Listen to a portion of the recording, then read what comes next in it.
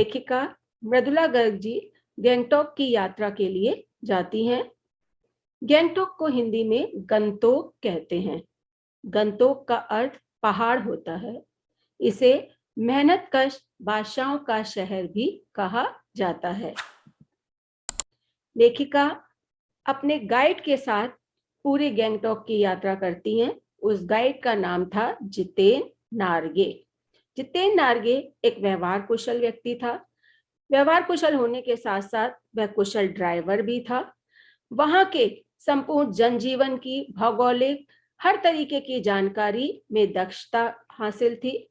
साथ में वो मृदु बोलने वाला भी था। यही कारण है कि अपने आकर्षक व्यक्तित्व के कारण वो सभी यात्रियों का ध्यान अपनी ओर खींच लेता था। लेखिका कंचनजंगा देखना चाहती थी, लेकिन आकाश में बादल होने के कारण वह कंचनजंगा को देख ना सकी।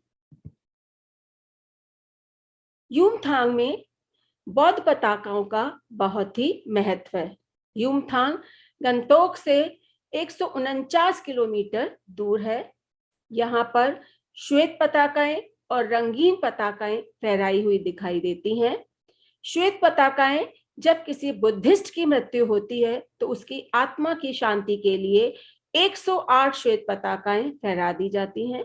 इन्हें उतारा नहीं जाता है, यह स्वयं ही नष्ट हो जाती हैं। रंगीन पताकाएं तब फहराई जाती हैं जब किसी नए कार्य का आरंभ करना होता है। लेखिका कवि लॉन्ग स्टॉक में रुकी।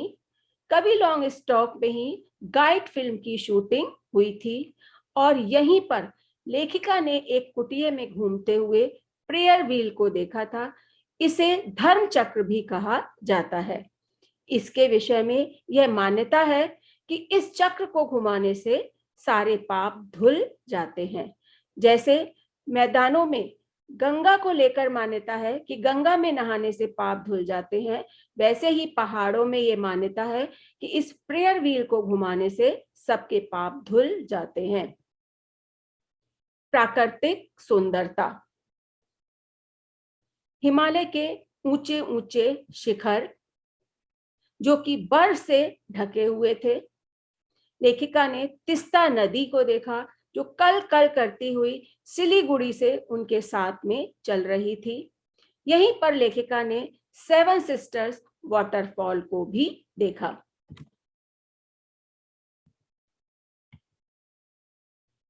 पहाड़ी जीवन की कठोरता को लेखिका ने बहुत करीब से अनुभव किया। यहाँ स्त्रियों के जीवन संघर्ष को देखकर लेखिका का मन रो उठा। स्त्रियां अपने पीठ पर बच्चों को बांध करके सड़क बनाने का दुष्कर कार्य कर रही थीं। बच्चे 3-4 किलोमीटर चढ़कर स्कूल जाते थे तथा शाम को लौटने पर वो अपनी मां के साथ काम कराते थे, जानवरों को चराने के लिए जाते थे।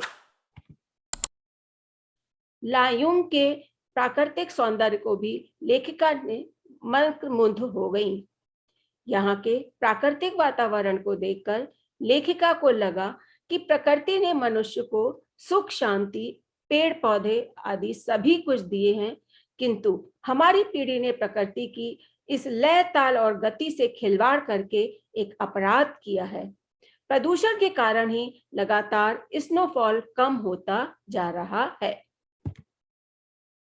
लेखिका कटाव भी घूमने के लिए जाती हैं।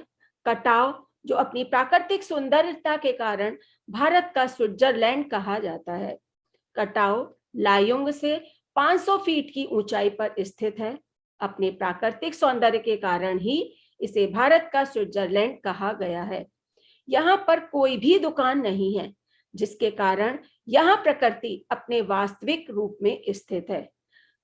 दुकान का ना होना मानो कटाव के लिए एक वरदान ही है।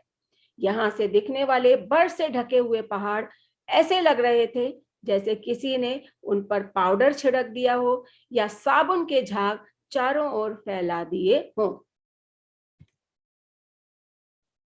लेखिका ने यहाँ पर सैनिकों की वीरता के किस्से भी सुने।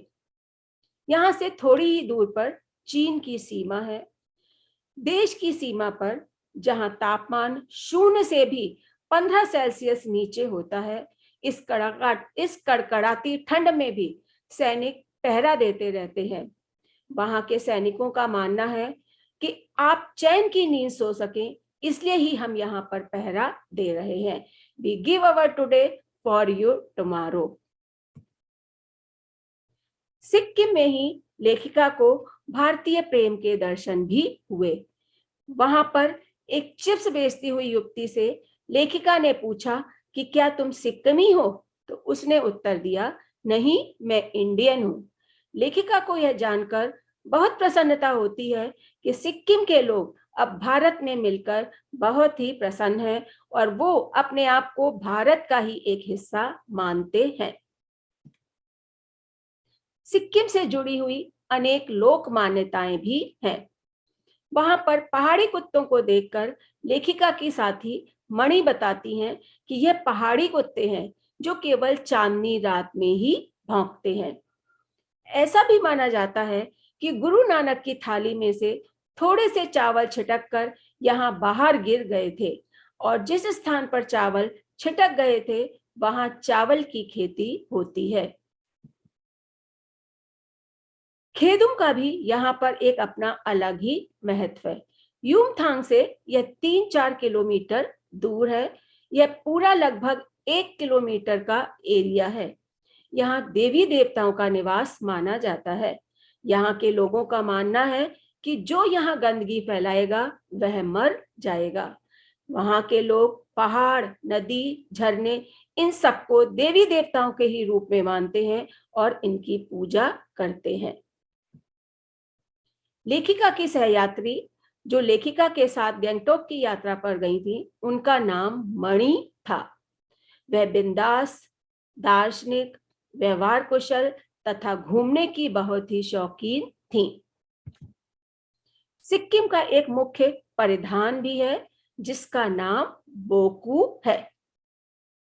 इस प्रकार से इस पाठ के मुख्य तत्वों को हमने सीखा और जाना।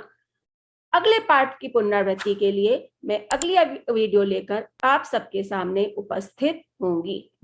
धन्यवाद।